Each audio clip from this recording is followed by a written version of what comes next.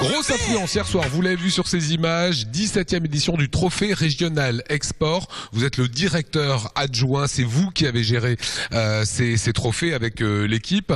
Beaucoup de monde et un super palmarès des entreprises alsaciennes. Finalement, l'export, ça marche chez nous. En Alsace, l'export marche très bien, puisqu'on a une vieille tradition exportatrice alsacienne qui se perpétue d'année en année.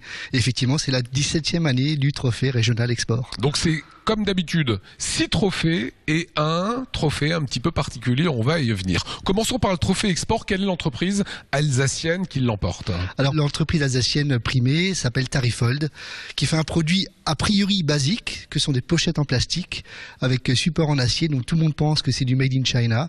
Et en réalité, cette entreprise exporte dans 47 pays dans le monde, avec 60% de chiffre d'affaires à l'export. Voilà, belle réussite pour une entreprise basée à Geispolsheim, Gare. Deuxième prix qui a été décerné hier, c'était le prix du Grand Export. Grand Export. Donc là, on va plus loin en fait. On va plus loin, effectivement, on dépasse les continents. L'entreprise Superba, basée à Mulhouse, qui réalise des machines textiles, là aussi très particuliers, pour les fabricants de moquettes et tapis.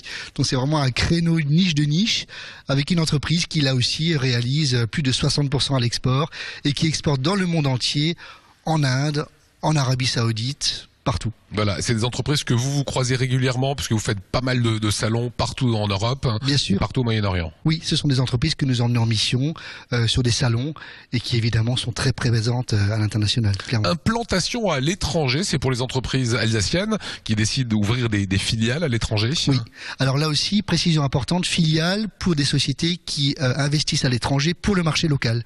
Évidemment, on ne parle pas de délocalisation dans le cas présent.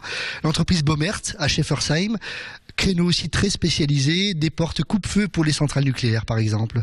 Là aussi, 60% de l'exportation de cette entreprise va en Chine. Et donc l'entreprise s'est implantée récemment en Chine. Voilà, et CCI Alsace Export doit détecter comme ça quelques talents. C'est le cas des Jardins de Gaïa. Oui. Eux, ils remportent le trophée entreprise à fort potentiel. Tout à fait. Entreprise à fort potentiel. Là aussi, l'entreprise n'est pas une grande exportatrice à ce jour. Elle réalise 5% de chiffre d'affaires à l'export.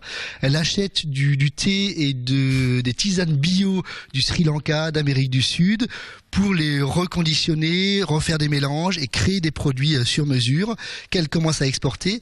Et cette entreprise a par exemple fait l'objet d'un diagnostic export avec la CCI qui l'accompagne de A à Z. Au jour d'aujourd'hui 5%, mais très vite cette PME va arriver à 30% dans les fort potentiel. D'où le fort potentiel. Voilà, clairement. Vous dites voilà, celle-là c'est une jeune pousse. Ça va monter, on peut en faire quelque chose. Ouais. Nouveauté cette année avec entreprise étrangère exportatrice. Et c'est Burkert pour la cité dans le Val-de-Villers. Le cas du Burkert est intéressant parce que c'est un centre de création de produits. Donc ce n'est pas juste une plateforme de distribution. La recherche et développement est ici en Alsace. Et évidemment un centre d'exportation. Il réalise 95% à l'export. Mais par contre un fort emploi local, des investissements locaux et des recrutements toujours locaux. Alors je dois dire que le coup de cœur du jury cette année est aussi mon coup de cœur. Happy Design Studio, c'est un espèce de graphiste designer un peu fou. Tout à fait, c'est un génie. C'est un personnage qui finalement crée des designs d'avions privés, de jets privés, et qui essaie de les vendre dans le monde entier. Alors c'est une approche difficile parce qu'il doit trouver directement le propriétaire de l'avion, donc il doit passer des étapes qui sont pas évidentes, avec de gros investissements sur des salons plutôt luxueux généralement. On le voit, ces réalisations-là à l'antenne sont magnifiques. Ce qu'il fait, c'est extraordinaire. Et là aussi, c'est une entreprise qui, on en est convaincu, va se développer très fortement à l'export.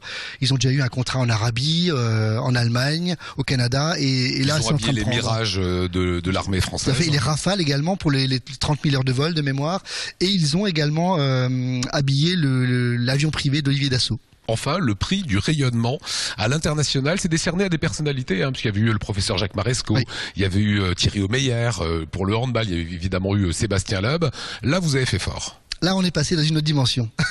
Effectivement, la dimension culturelle, puisque le prix du rayonnement international a été décerné à une héroïne qui s'appelle Oxa Pollock, dont les auteurs sont alsaciennes, Sandrine Wolf et Anne Plichota, qui ont commencé à écrire ce livre il y a quelques années, ça n'a pas trop accroché.